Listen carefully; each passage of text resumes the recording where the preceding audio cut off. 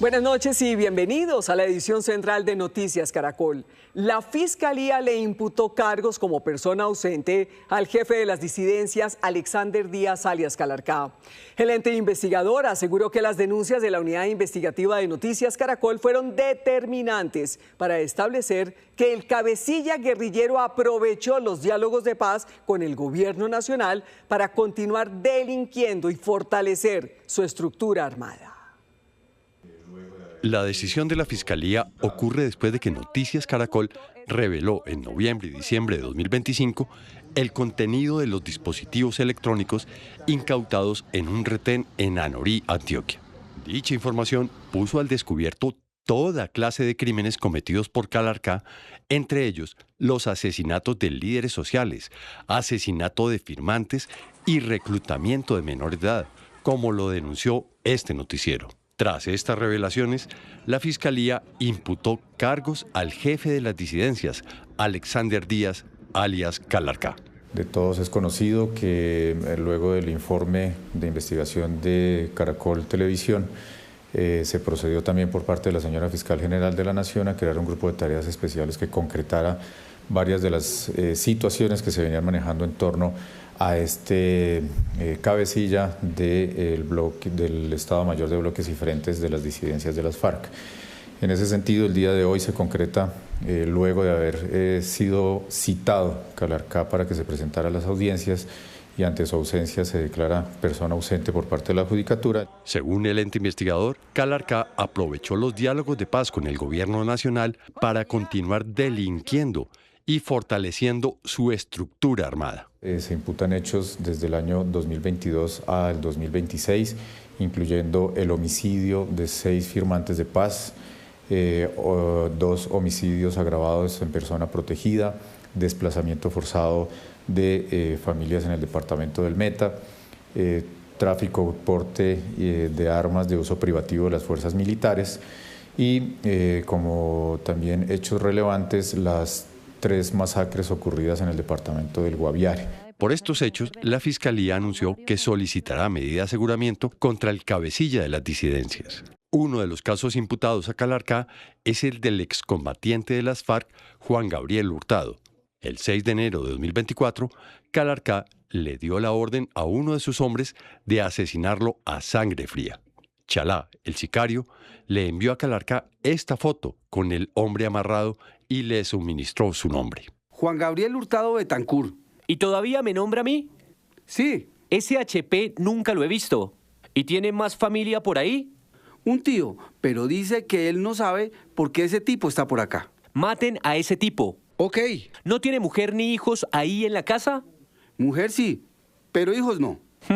Pero no se dieron cuenta a qué hora nos lo trajimos. Mátenlo y lo dejan por ahí que lo recojan. Al igual que este caso, la Fiscalía encontró evidencias de otros 5 homicidios de firmantes del acuerdo de paz.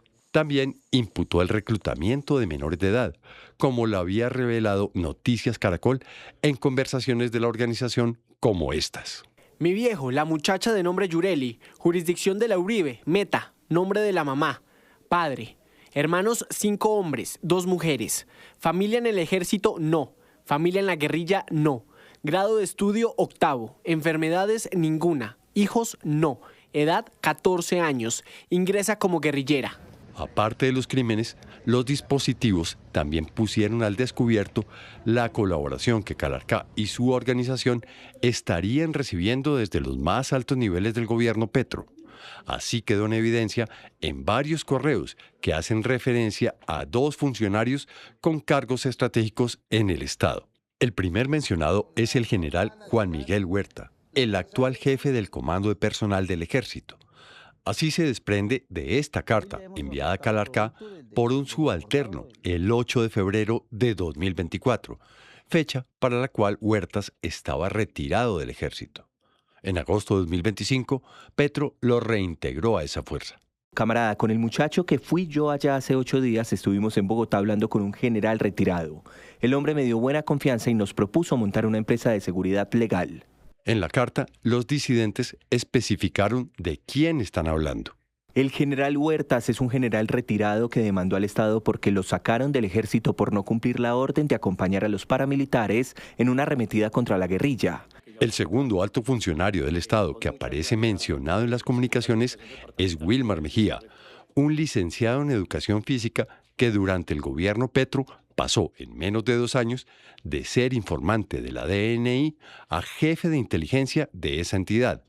Y desde hace varios meses es el director de la Unidad de Información y Análisis Financiero, UIAF.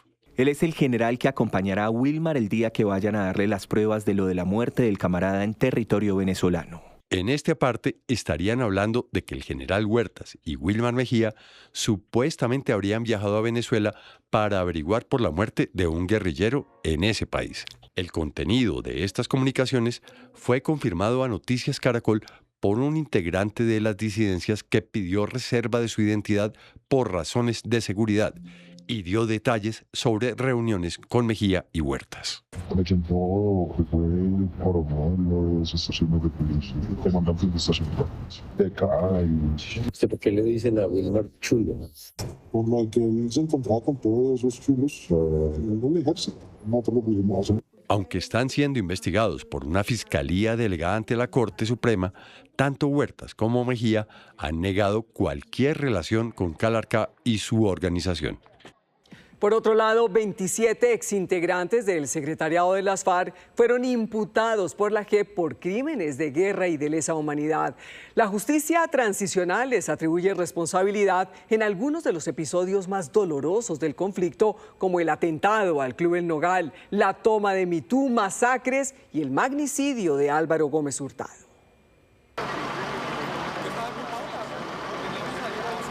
Desde la clínica del Country al norte de Bogotá tenemos que confirmar el lamentable fallecimiento del ex candidato presidencial Álvaro Gómez Hurtado.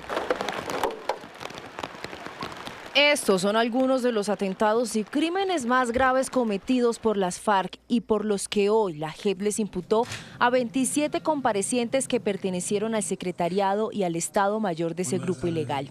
Entre ellas, su último jefe, Rodrigo Londoño.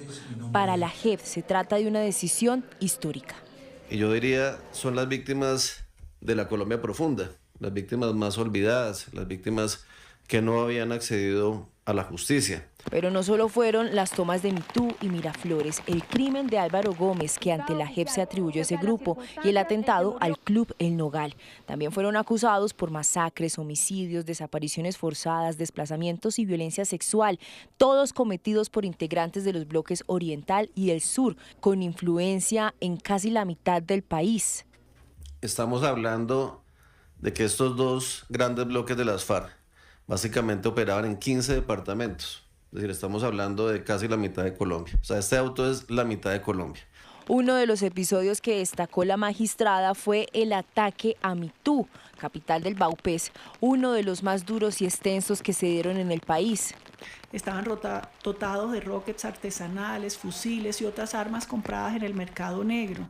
En el desarrollo de las hostilidades, lograron destruir estaciones de policía, bases militares, patrullas y atacaron convoys del Ejército Nacional. Se tomaron y arrasaron los centros poblados de municipios enteros, como sucedió notablemente en noviembre de 1998 con Mitú, la capital del Vaupés. Un ataque que duró cerca de 72 horas y dejó un saldo de 56 muertos y un pueblo hecho escombros. Además de Rodrigo Londoño, también fueron imputados Julián Gallo, conocido como Carlos Antonio Lozada. Ahora, los 27 comparecientes deberán decidir si aceptan o no los cargos formulados por la JEP. Si los reconocen, tendrán que comparecer en una audiencia pública para admitir su responsabilidad ante las víctimas, la justicia y todo el país.